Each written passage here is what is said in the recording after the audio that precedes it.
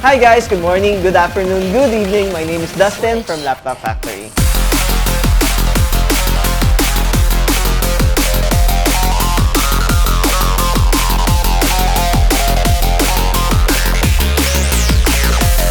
So guys, maraming salamat sa pag-watch ng mga videos namin and sa pagsusubscribe sa video namin. Kung hindi ka pa nakasubscribe, please do like and subscribe our page. Ngayon, 4,000 subscribers na tayo. That is why magbibigay kami ng giveaways. Now, we are giving away various items. But, you know, mag-start na muna tayo sa mga backpack. Probably soon, pag umabot na tayo sa mga 20,000 subscribers o 50,000 subscribers, laptop na yung ibibigay natin. Kahit paano, kumikita na kami sa YouTube, pero hindi naman ganun kalakihan. Parang bumabalik din siya dun sa i-giveaway namin. Ang purpose kasi naman talaga itong video na to is for awareness na, you know, alam mo yung bibili mong product. Kung ano man yung kikitain namin sa YouTube, ibabalik na lang namin sa mga subscribers namin.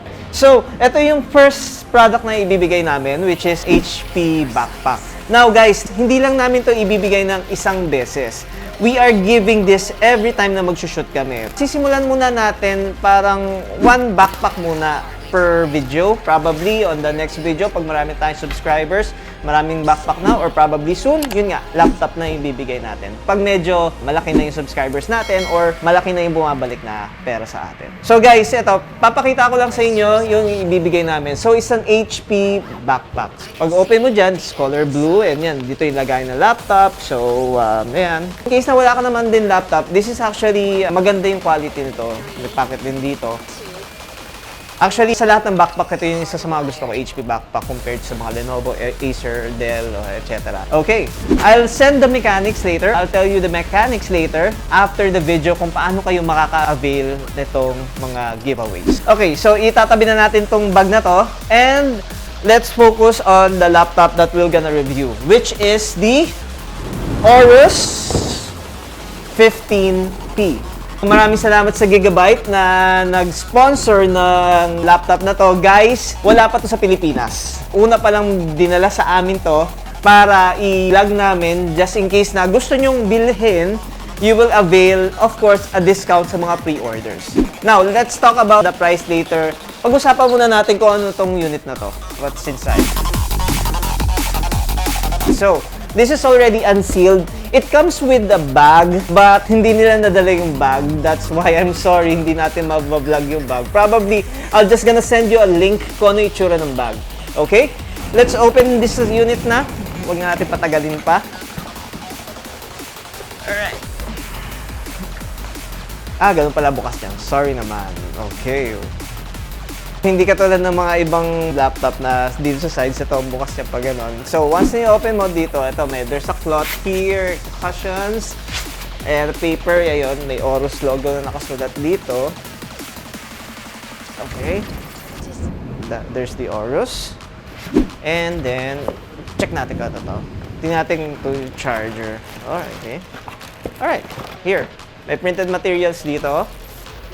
And dito sa printed materials, merong ito yung nilalagay sa mga SSD para lumamig, parang cooling gel. Ayan. And of course, dito manuals, hindi natin babasahin yan. And the charger, ang bigat ng charger niya. Seriously, ang bigat ng charger niya. Okay, so this is 3.5 amperes, that is 19.5 volts, and 230 watts. Medyo malaki yung wattage niya. Okay, so tabi na muna natin tong box na to and let's talk about the unit itself. First impression, it's color black. It's black everywhere, so there's no any lining or no accent of anything. It's just black with an Aorus logo. So it's a glass. So sa tingin ko umiilaw to. We'll check it later. But let's talk about the port first. Here we got HDMI 2.1. Mini display port, that is version 1.4, USB 3.2, audio combo jack, and saksakan ng LAN port.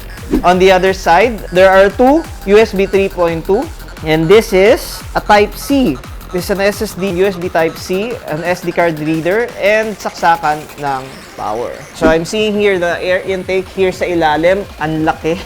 Ang laki ng fan niya. Parang yung buong ilalim air intake ng fan. And dito lumalabas. 1, 2, 3, 4. So 4 yung vents niya. Open natin itong unit na to. Alright. It is pure black. There's a logo of an Intel Core i7, NVIDIA GeForce RTX. Check natin mamaya kung ano video card nito. And there are some stickers, Game Like a Pro. We'll check that later once we open the laptop. Made in Taiwan, Gigabyte notebook. Okay, so at least aware kami saan made tong unit na to. There's an Aorus logo here. The keyboard is medyo compact, and you can see here, it's actually a thin bezel, though. I think this is, sabi ng Gigabyte, it's just 33mm yung border niya. And there's a switch here for the camera. Okay. So guys, yung camera niya nasa baba, hindi doon sa taas. Bakit? Kasi para mas ma-emphasize yung pagiging thin bezeled screen niya. Kasi yung mga ibang laptop, diba, nandito yung camera. Once nandyan yung camera sa taas, mas malaki na yung border niya. Si Aorus, nilagay niya dito sa baba. And there's a switch. You can turn it off and turn it on. So, kung gusto mo ng privacy, yan, pwede mong i-off. Alright, power button is here. Okay, so once you open it, ilaw agad yung backlit keyboard. I can actually feel the fan. So, there's an Aorus logo here. Okay, now let's talk about the dimension of this unit. The width is 14 inches. The depth is 9.6 inches. And the height is 1 inch. This is a 2.2 kilogram. It's a 15-inch laptop. And the viewing angle is 170 degrees. And the material made is plastic. It's actually parang matte. Matte finish ang gawa sa kanya. Now, let's talk about the specification of this unit. 2, 1. The processor is i7-11800H. So that's an 11th gen. Base boost is 2.3 GHz and the turbo boost is 4.6 GHz. This is an octa-core, which is 8 cores and 16 threads. The memory is 16 GB, which is 3200 MHz. The storage is 1 Tera SSD, so that's 1000 GB. The graphics card is NVIDIA GeForce RTX 3080. This is an 8 GB GDDR6 with a TDP of 130 watts. The display is 15.6 inch. That is Full HD IPS level 300 nits for brightness. That is 72% NTSC and 100% sRGB. So if we're talking about true color accuracy, mas accurate ang color nito compared to sa mga other videos that I vlogged. If you are a content creator, guys, I think this is bagay sa inyo. Of course, for gaming, yes, it is because it's running an RTX 3080. So now, guys, I'm testing the camera of this unit and also the mic quality of this unit. So as you notice, not like other laptops na nasa taas yung camera, this is nasa ilalim yung camera. So if you're gonna look on your camera, may kita mo parang double chin ka, ganyan. So I'm looking on the camera right now, not on the screen. And there's a switch button here that you can turn off and turn on the camera. The quality of the camera is the same, just like others, 0.9 MP, that is 60 Hz, okay? This Aorus has a special application, which is the Aorus Control Center. Once you open that application, there's a lot of tools that you could use if you want to maximize your battery, customize color of your keyboard, and even the fan settings. Now, himay-himay natin yan. At the first page of the Aorus Control Center, there's this smart dashboard. You will see here the percentage of your CPU, GPU, memory, or your disk usage. And then on the next page, there's like an AI here. So I think this is the settings if you want to go to creator mode, turbo mode, gaming mode, or maximum battery life. So right now, I am in maximum battery life. Nung nilagay ko doon, bumaba yung brightness ko, of course, it's trying to save the battery. If you want to play it, you should go to game mode. If you're doing like video editing or whatsoever, you should click on the creator mode. Now here, there's a manager here. There's a lot of icons here. Kayo na mag-check nito, kayo na bahala dito. Fusion tab. There's a macro keys here. Dito, kino-customize yung keyboard if you want it like iba-iba yung colors. And for the macro keys, of course, this is nagagamit to sa mga FPS or sa mga MOBA games. Device settings. Dito, pwedeng i-set up dito yung gano'n nakainit yung laptop mo, ganun din kabilis yung fan mo. You can set it up here. But I could also notice here, if you don't want to use this, if you want to turbo your fan, you just press this FN and escape button. Magtotodo na yung fan mo. Yun. In case na sobrang init. But don't worry, because the laptop itself will know kung gaano kalakas ang fan ang kailangan niyang gamitin. And the last tab here, the Smart Utilities. Sabi ko na about this. Now guys, as I mentioned, this laptop is running a GeForce RTX 3080. So that's an 8GB GDDR6. Ano ba gagawin natin? Of course, itetest natin to sa games and dediretso na tayo probably on the medium settings and on the highest settings. Gagawin natin ultra max kung meron man. Okay? The games that we're gonna try is of course GTA 5 kasi yun yung isa sa mga mabibigat laruin and Assassin's Creed Valhalla. And we're also gonna run an MSI Afterburner para ma-check natin yung FPS and the temperature of the laptop. Stars. This is the world you've made yourself. Now you have to live in it. The end is in our sights. The future is already here. No matter how hard we tried, we are doomed. Say your goodbyes.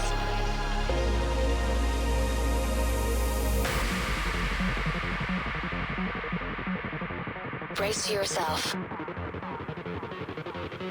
I can see the end inside.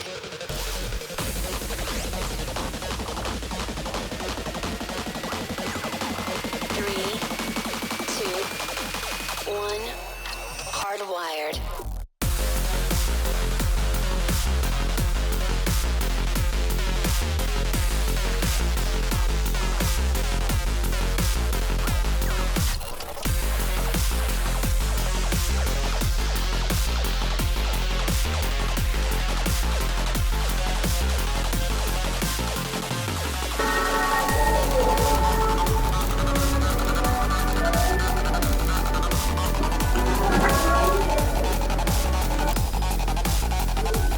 Hindi pa ako mamaya. So, bukas ko na ilap yun.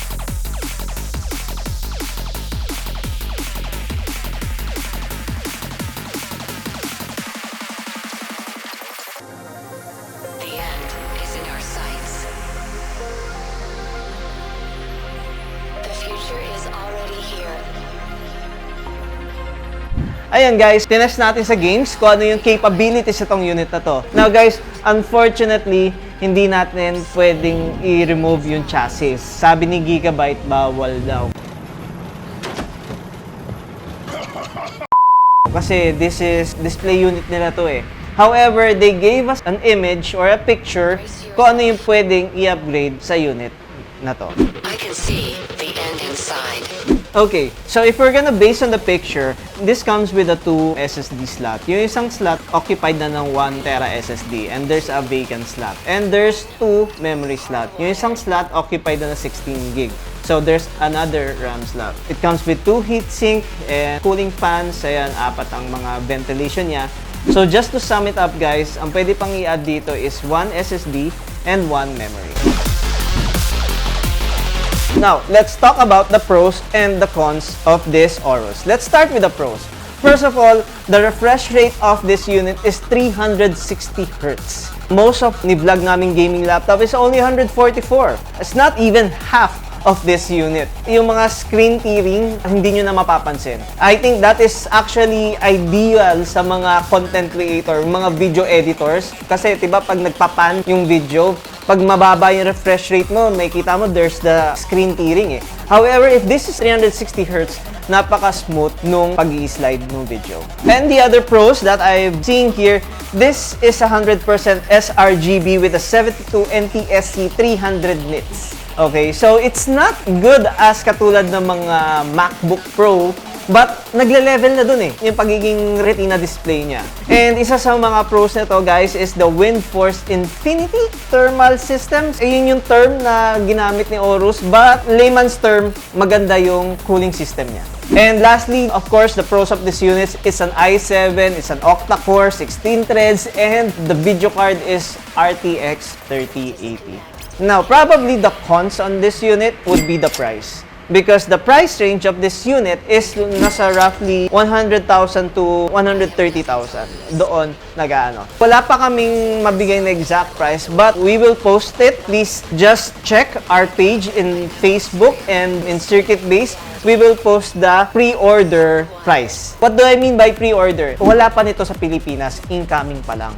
So if you want to buy this unit, you could message us and mas malaki yung discount na ibibigay namin sa pre-ordered compared dun sa pag dumating na yung unit sa amin. Guys, about the pre-ordering naman, we are not requesting for a full payment. You know, just a down payment. Guys, we are offering installment. Here in the store, kung ayaw nyo na mapunta sa store, meron din kaming installment which is the Bill Ease. You don't need a credit card for that para mag-apply ng installment. And due to this pandemic, kung natatakot kayo pumunta sa store namin, we could deliver the laptop to you guys. We offer cash on delivery. For warranty, guys, this comes with a 1-week replacement warranty. Anything happen on the unit like a dead pixel or keyboard not working within the week, palitan agad namin yan. And after, in case na wari, after 3 to 6 months may nangyari dito sa unit na to, you can just simply go back to our store. Kami magdadala sa Gigabyte.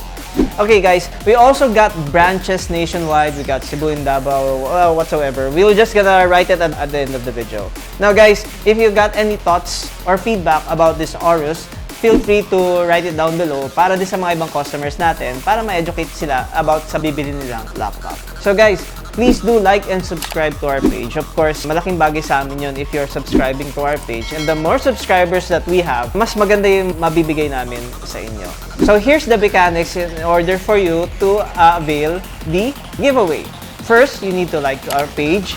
Second, you need to subscribe to our page. And number 3, please share this video. It's either Facebook or Twitter. Kung saan social media kayo laging gumagamit, don't worry in case na hindi kayo napili. Because every video, mamimili kami ng sino ang mananalo. At hindi lang yun. Kung nanalo ka before, may chance ka pa rin manalo sa next video. Or kung nanalo ka ng bag ngayon, probably after 6 months, laptop naman ang mapanalunan mo. Okay? So that is why please continue to like and subscribe to our page. And if share it, if you need to share it. If you have friends or relatives na hindi pa nagsusubscribe sa page na to, please let them do. Of course, more entries, more chances of winning. Alright, so guys, ayun. So I've already told you anything about this Aorus and the mechanics. Thank you for watching this video. Then again, this is Dustin from Laptop Factory. Have a good day. Bye-bye.